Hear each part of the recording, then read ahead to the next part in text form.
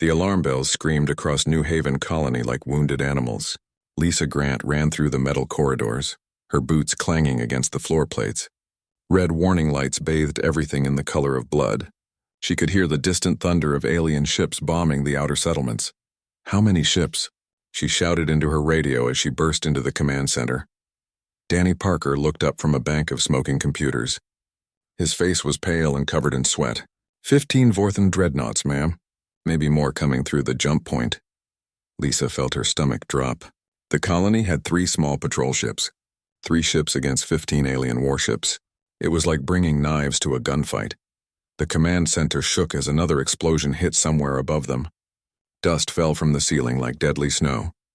Through the reinforced windows, Lisa could see the orange glow of fires burning in the distance. The Vorthons were not just attacking military targets. They were hitting everything. What about the defense grid? Lisa asked. Danny wiped his forehead with a dirty sleeve. Shields are at 60% and falling fast. The aliens have some kind of new weapon. It cuts through our barriers like they're made of paper. Captain Jake Morrison pushed through the crowd of frightened technicians. His uniform was torn and there was blood on his left arm. I just lost the Vigilant, he said quietly. Direct hit from their main guns. No survivors. Lisa closed her eyes for a moment. The Vigilant had carried 42 people. Good people, friends, now they were space dust. Orders, ma'am? Jake asked. Lisa looked around the command center. 20 people stared at her, waiting for answers she did not have. Outside, the bombing continued. The Vorthons were getting closer to the main settlement. Begin evacuation of all non-essential personnel, she said. Get the children and elderly to the deep shelters first. Amy Rodriguez spoke up from her communication station. Ma'am, I'm picking up enemy chatter. They're not planning to occupy the colony. What do you mean? Amy's face went white. They want to kill everyone. This is what they call a cleansing operation. They plan to wipe out every human in this system. The room went silent except for the distant sound of explosions.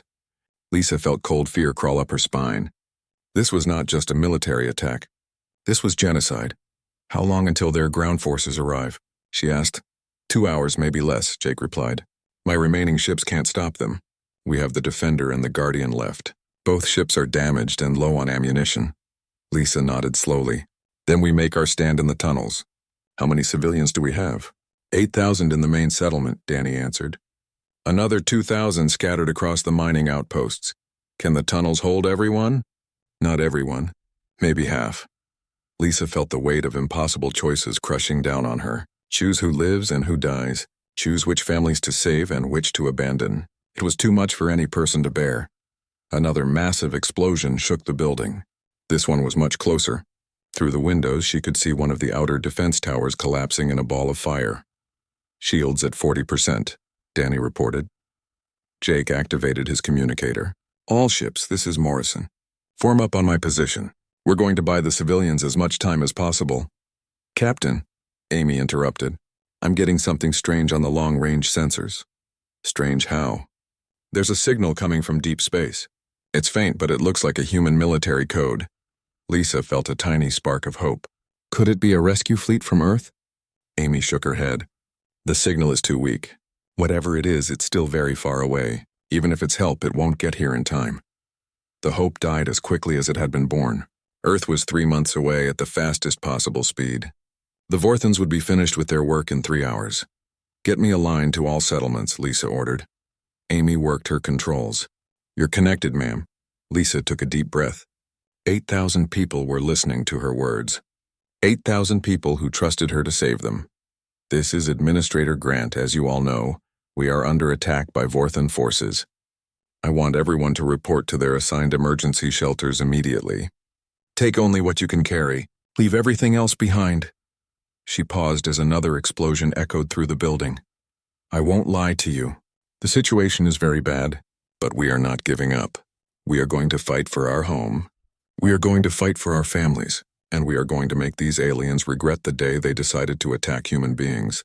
Some of the technicians in the command center smiled grimly. Lisa saw Jake nod with approval. Move quickly but stay calm. Help your neighbors. Take care of the children. And remember that we are not alone in this universe. Somewhere out there, other humans are fighting the same fight. Stay strong. Grant out, Amy cut the connection. Ma'am, the Vorthans are jamming our long-range communications. I can't reach Earth or any other human systems. Keep trying, Lisa said. Even if help can't reach us, they need to know what happened here. Danny looked up from his instruments. Shields at 20%. The main generator is overheating. I can give you maybe 30 more minutes before total failure. Through the windows, Lisa could see the first Vorthan landing ships entering the atmosphere. They looked like black tears in the orange sky. In a few hours, those ships would disgorge thousands of alien soldiers. She thought about her parents back on Earth. She thought about the letter she had written to them last week, telling them how much she loved living on New Haven, how peaceful and beautiful it was. How safe she felt. Danny, send out one final message to Earth, she said quietly. Tell them what happened here. Tell them the Vorthans showed no mercy. Tell them to be ready. Yes, ma'am. Lisa looked around the command center one last time. These brave people deserved better than this. They deserved to live long lives, to see their children grow up, to die peacefully in their beds. Instead, they were going to die fighting alien monsters in dark tunnels beneath an alien sky. But they would not die quietly. 3 months earlier, Kate Sullivan had walked into the conference room on Harmony Point Station believing she could prevent a war. The neutral station floated in empty space between human and Vorthon territory, a place where both species could meet safely. She had prepared for weeks. Charts showing human expansion patterns, economic data proving humans were not a threat. Cultural exchanges that showed humanity's peaceful intentions. Everything pointed to the same conclusion. There was room in the galaxy for both species. Admiral Zektar entered the room like a walking storm cloud.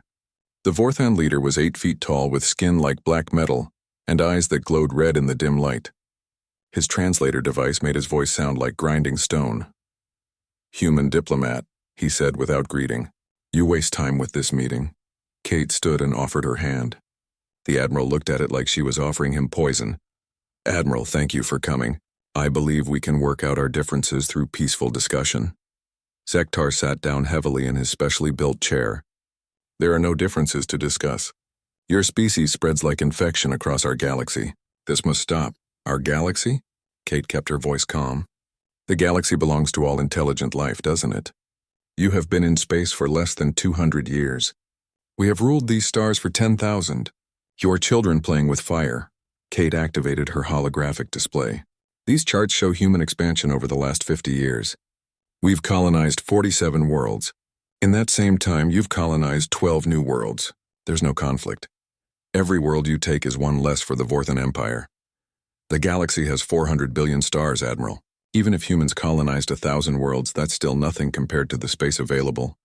Zektar leaned forward. His red eyes seemed to burn brighter. You do not understand. In our history, we have seen species like yours before. They start small and peaceful, then they multiply, then they consume everything. Kate felt the first cold touch of fear. We're not like that. Humans believe in cooperation and sharing resources. Your history shows otherwise. On your own world, you fought endless wars over territory and resources. You destroyed your environment. You created weapons capable of killing your entire species, and now you bring this violence to the stars. That's our past, Kate said firmly. We've learned from our mistakes.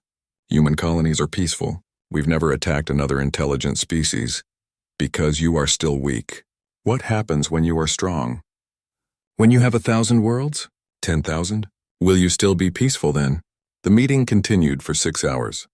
Kate presented every argument she could think of. Economic cooperation, cultural exchange, shared scientific research, technology trading, joint exploration missions. Admiral Zektar rejected everything. There is only one solution, he said as the meeting ended. Humans must return to their home system. All colonies must be abandoned. Your species will remain on Earth and nowhere else. That's impossible, Kate replied. Millions of humans live on those colonies. They were born there. It's their home. Then they will die there. Now, 3 months later, the Admiral was making good on his threat. Captain Ben Carter stood on the bridge of the USS Defiance reading reports from the war front. The experimental warship hung in the darkness between stars, its black hull invisible against the void. Another colony hit, sir, reported Nina Hayes from the weapons station. Meridian Prime, no survivors. Ben felt anger building in his chest like a fire. Meridian Prime had been home to 300,000 people. Farmers, teachers, children, grandparents, all dead because an alien species had decided humans didn't deserve to exist. Any word from the peace negotiations? Asked Dr. Alan Foster. The Vorthans aren't talking anymore, Ben replied. They've made their position clear. No humans outside the Sol system, no exceptions. Chris Murphy looked up from his navigation console. Sir, we're receiving another distress signal. It's from New Haven Colony. Ben had been expecting this. New Haven was in the outer rim, far from any help. If the Vorthons were attacking there, it meant they were accelerating their campaign. Can we reach them in time? Chris worked his calculations quickly. Not with conventional FTL, sir, but if we use the experimental jump drive, that's only been tested twice, Nina pointed out. And both times we barely survived the transition. What choice do we have? Ben asked quietly. The bridge fell silent. Everyone knew the answer. The Defiance was humanity's most advanced warship, but it was still just one ship. They couldn't be everywhere at once. For every colony they saved, 3 more would burn.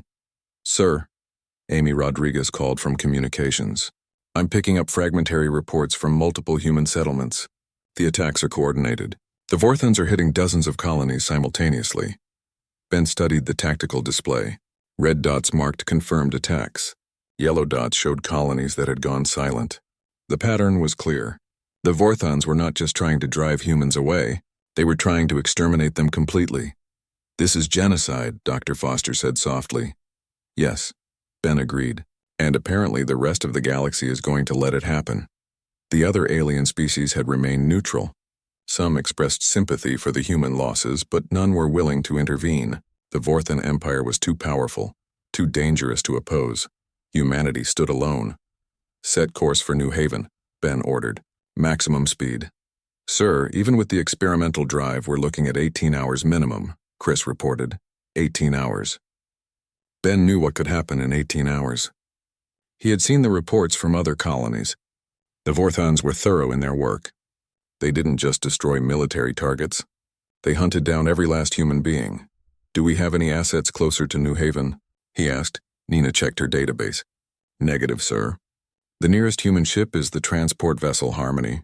It's carrying medical supplies to the Tau Ceti system. No weapons, no military capability. Ben made his decision. Send a message to Earth Command. Tell them we're engaging the enemy at New Haven. Tell them... He paused, thinking about what might be his final words. Tell them that humanity doesn't run from bullies. Message sent, sir, Amy confirmed. The Defiance turned toward New Haven and accelerated into the darkness. Behind them, Earth was a tiny blue dot, invisible among billions of stars. Ahead lay a battle that would determine whether human beings had a future among the stars. Ben thought about Admiral Zektar's words. Perhaps the Vorthon was right about human nature. Perhaps humans were destined to be violent and aggressive. But if that was true, the Admiral was about to discover exactly what human violence looked like when it was focused and motivated by righteous anger. The colonists on New Haven were not soldiers. They were miners and farmers and shopkeepers. But they were human beings, and that made them worth fighting for. The defense grid died with a sound like breaking glass. Lisa Grant watched the shields flicker and fade as the last generator overloaded and shut down. Above them, the Vorthon fleet hung in the sky like black vultures waiting to feed. That's it, Danny Parker said, his voice hollow. We're defenseless. Through the command center windows, Lisa could see the first wave of enemy landing craft descending through the atmosphere. They came down like metal raindrops, each one carrying 50 Vorthon soldiers.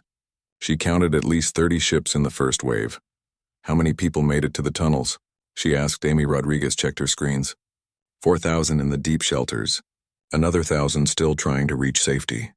5,000 people. Out of 8,000 colonists, 3,000 were still trapped above ground when the bombing started. Lisa tried not to think about their faces, their names, their families. Jake Morrison's voice crackled over the radio. Command, this is Guardian. We're making our final attack run on the landing ships. Defender is moving to intercept the second wave. Lisa grabbed the radio. Jake, pull back. Your ships can't handle that many enemies. Ma'am, with respect, those transports are full of alien soldiers. If we let them land unopposed, the people in the tunnels won't stand a chance. She wanted to order him to retreat, to save his life and the lives of his crew. But Jake was right. The tunnels could be defended, but only if they didn't face overwhelming numbers. Understood, Captain. Good hunting. Through the windows, she watched Jake's ship dive toward the landing zone. The Guardian was a small patrol vessel, built for customs inspections and asteroid mining support. It had never been designed for combat against warships, but Jake flew it like a fighter pilot. The little ship danced between the Vorthan transports, its small guns flashing. One enemy ship exploded in a ball of orange fire. Then another. The Vorthan escort fighters swarmed toward the Guardian like angry hornets. Jake rolled and spun, trying to avoid their fire, but there were too many of them. Lisa watched helplessly as red energy beams tore through his ship's hull. Guardian is hit, Amy reported. They're losing power.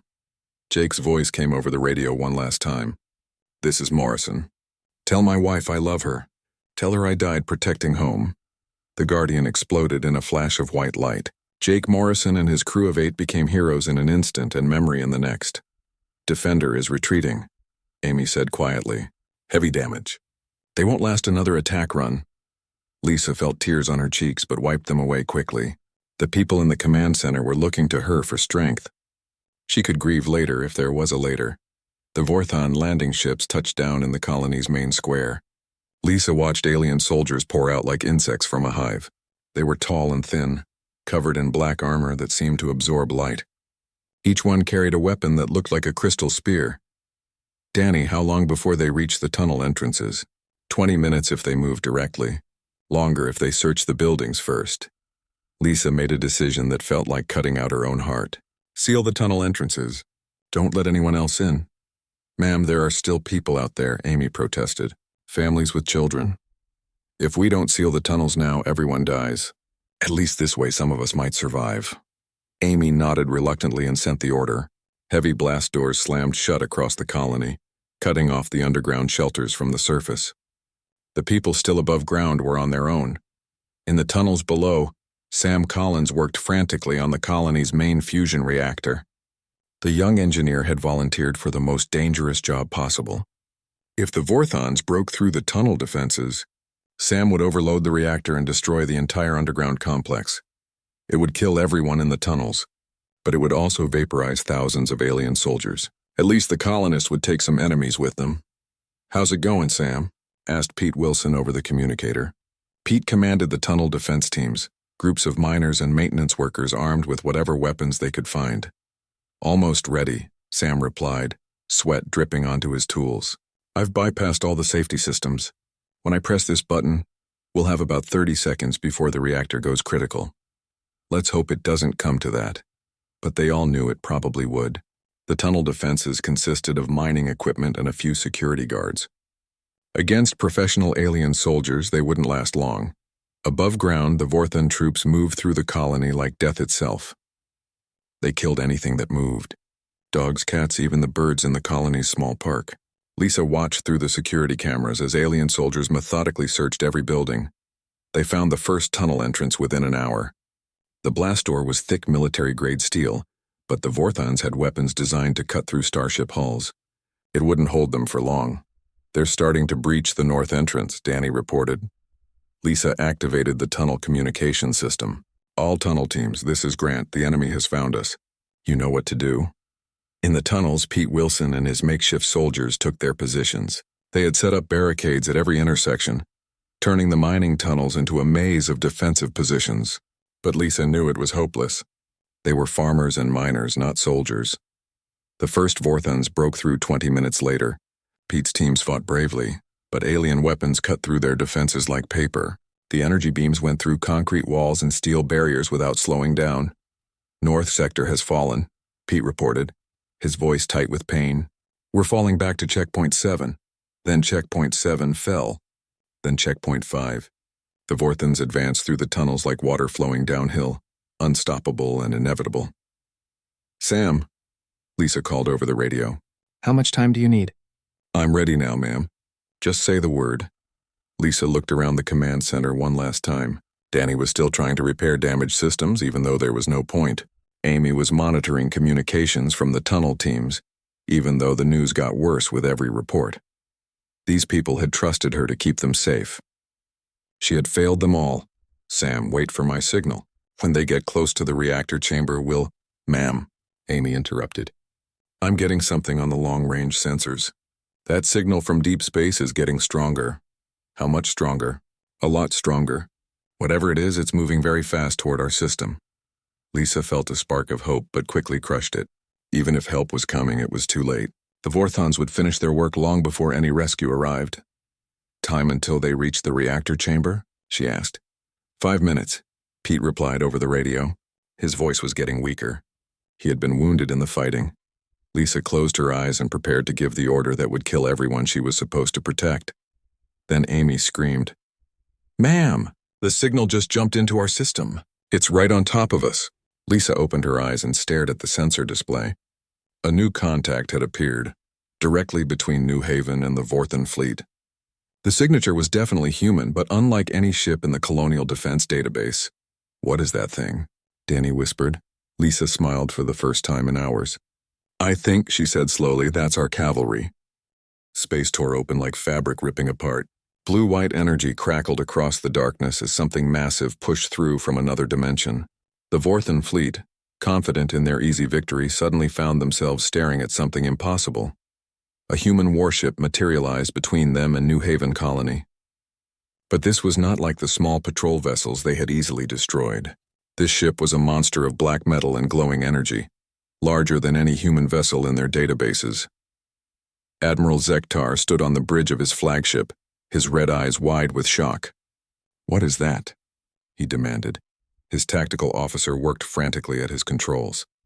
"Unknown human design, Admiral. Length approximately 800 meters. I'm detecting massive energy readings. This ship was not in our intelligence reports. How did it get here so quickly? Our scouts reported no human military vessels within 50 light years. Unknown, sir. The energy signature suggests some kind of advanced jump drive technology." On the USS Defiance, Captain Ben Carter felt the familiar sensation of his stomach settling after an experimental FTL jump. The new drive technology had cut their travel time from 18 hours to 18 minutes, but it still felt like being turned inside out. "Status report," he called out as his crew recovered from the transition. "All systems green," reported Nina Hayes from Weapons. "Experimental armor is holding. Energy levels at maximum." Chris Murphy looked up from navigation. "We're exactly where we need to be, sir. Right between the colony and the enemy fleet." Dr. Alan Foster monitored the ship's systems from his station. "Jump drive is stable. We can make another transition if needed." Ben studied the tactical display. 15 Vorthon dreadnoughts hung in space around New Haven like predators surrounding wounded prey. Their weapons were trained on the colony below. Landing ships dotted the planet's surface. Communications open a channel to the Vorthon fleet. All frequencies. Amy Rodriguez worked her controls. "Channel open, sir." Ben's voice carried across space with calm, deadly certainty. "This is Captain Ben Carter of the Terran Defense Force warship Defiance. You have 30 seconds to withdraw from this system and recall your ground forces." Admiral Zektar's response came immediately. "Human vessel, you are outnumbered 15 to 1. Withdraw immediately or be destroyed. I'm going to give you one more chance, Admiral. Leave now, or I'll send you back to your empire in pieces small enough to mail."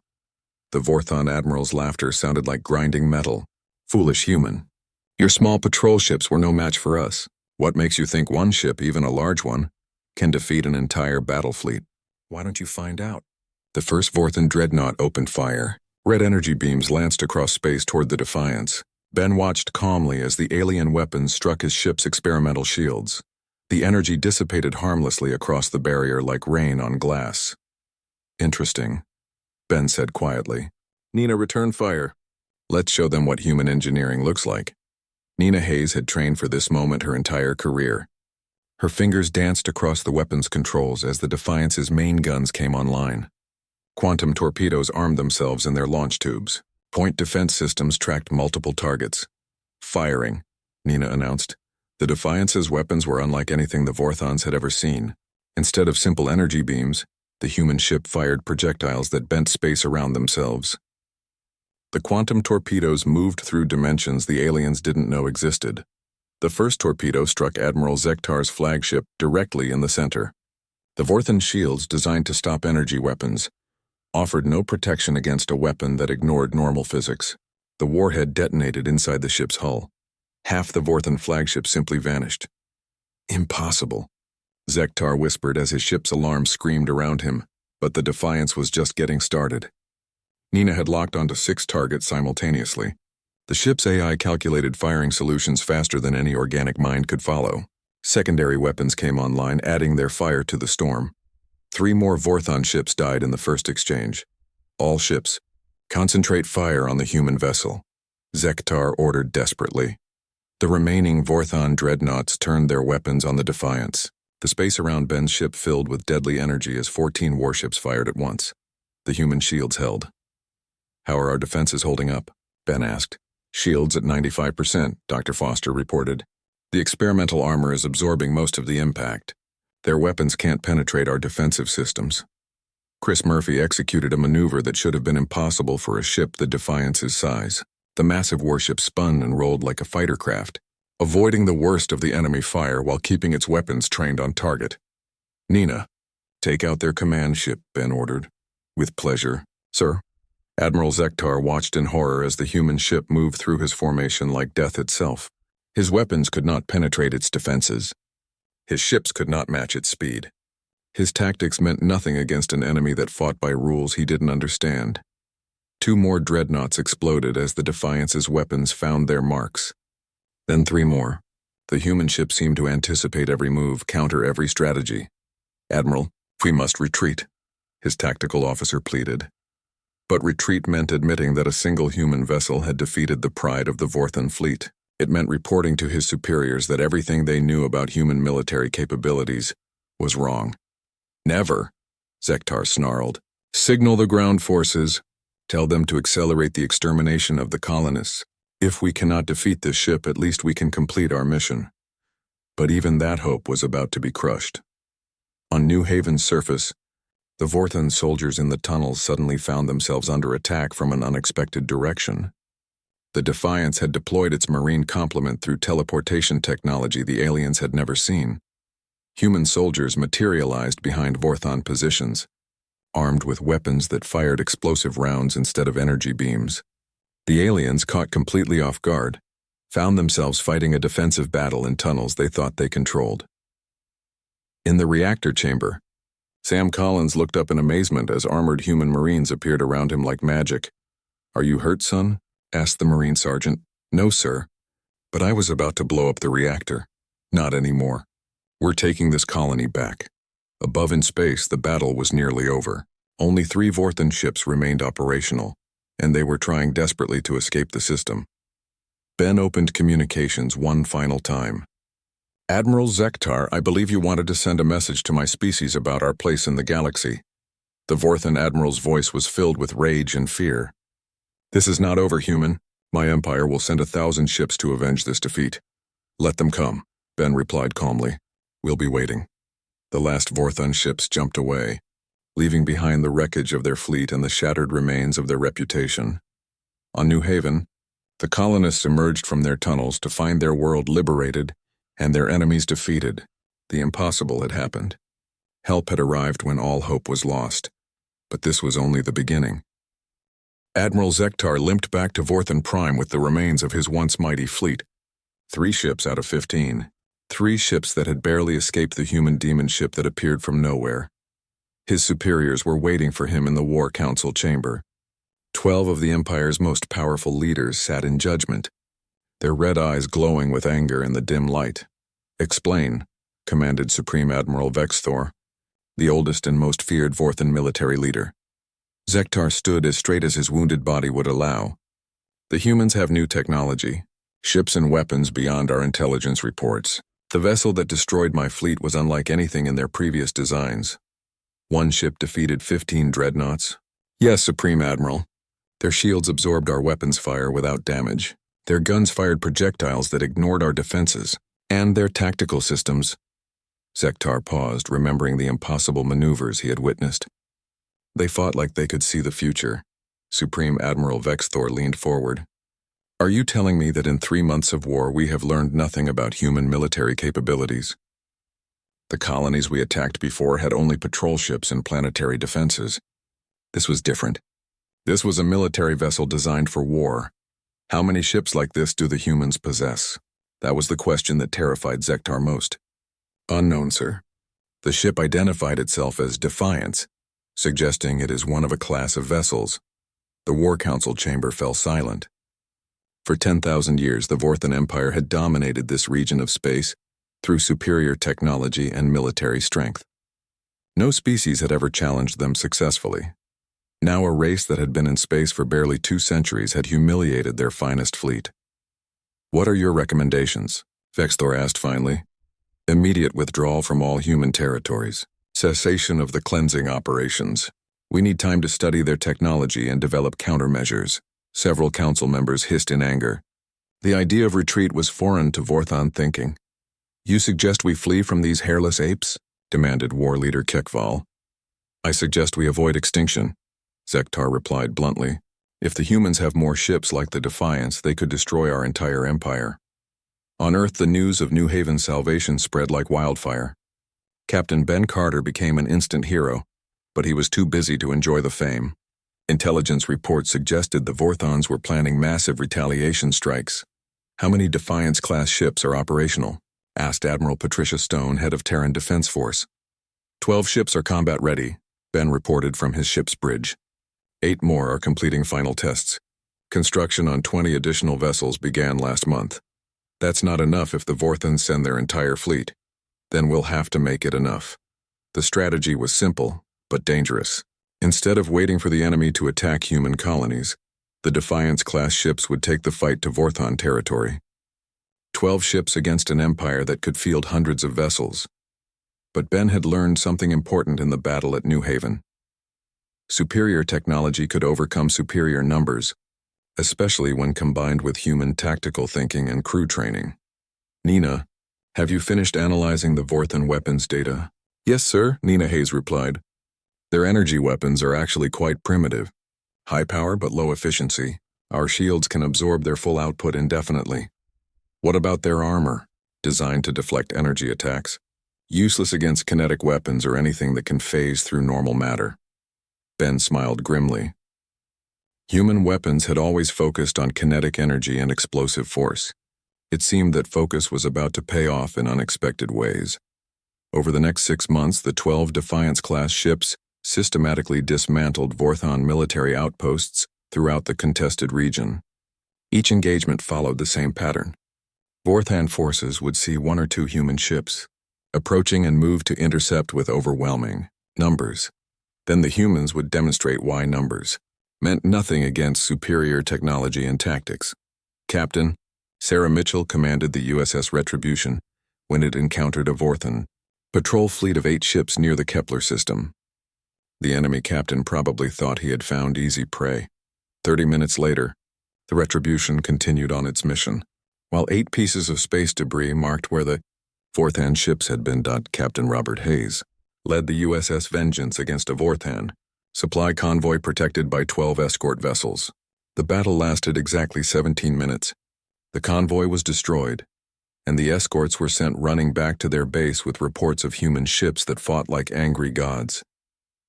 The psychological effect was even more devastating than the military losses. Vorthan crews began refusing orders to engage human vessels. Entire fleets would retreat at the first sign of human activity. Lisa Grant stood in the rebuilt command center of New Haven Colony, watching construction crews repair the damage from the Vorthan attack. The colony was stronger now, with real military defenses and a permanent garrison of human marines. "Ma'am, incoming transmission from Earth," Amy Rodriguez announced. The holographic display showed Admiral Stone's familiar face. "Administrator Grant, I have news. The Vorthans have requested a ceasefire." Lisa felt a surge of satisfaction. "What are their terms?" "Complete withdrawal from all contested systems. Recognition of human territorial claims. Establishment of a neutral zone between our territories. And what do we want in return?" Admiral Stone smiled. "Reparations for the colonies they destroyed. Formal apology for the genocide attempt. And agreement to refer any future disputes to an independent arbitration council." Was more than Lisa had dared hope for when the first Vorthan ships appeared in New Haven's sky. The peace negotiations took place on the same neutral station, where Kate Sullivan had tried to prevent the war months earlier. But this time Admiral Zektar came as a defeated enemy seeking terms. The Vorthan Empire agrees to all human demands, he announced. Formally, Captain Ben Carter attended the ceremony as humanity's military representative. He looked across the table at the alien admiral who had once promised to exterminate every human being in space. Admiral, do you still believe humans should be confined to Earth? Sektar's red eyes showed something that might have been respect. I believe humans are more dangerous than we ever imagined. Your species fights with intelligence, courage, and technology we cannot match. Good, Ben replied quietly. Remember that lesson. Teach it to your children. And if any of your people ever again decide that humans don't deserve to exist among the stars, remind them what happened to your fleet at New Haven. The peace treaty was signed 6 hours later. The Vorthan War was over. Humanity had won not just survival, but recognition as a major galactic power. But the most important victory was smaller and more personal. On New Haven Colony, Sam Collins finished installing the new reactor systems that would power the growing settlement. Pete Wilson led the first mining expedition to the outer asteroids, now protected by human military patrols. Danny Parker worked on upgrading the colony's defenses, though everyone hoped they would never be needed again. Amy Rodriguez monitored communications from across human space, listening to reports of new colonies being established in systems the Vorthans had abandoned. And Lisa Grant stood at her office window, watching human children play in the rebuilt park under an alien sun. They were the future of humanity among the stars. They were the reason the war had been worth fighting. In the distance, she could see the lights of a Defiance-class patrol ship keeping watch over the colony. Captain Ben Carter had been promoted and transferred to a new command, but he made sure New Haven was never left undefended again. Humanity had learned an important lesson from the Vorthan War. The galaxy was full of species that might see humans as a threat or a target. But they had also learned that when humans were threatened, they didn't just fight back, they won.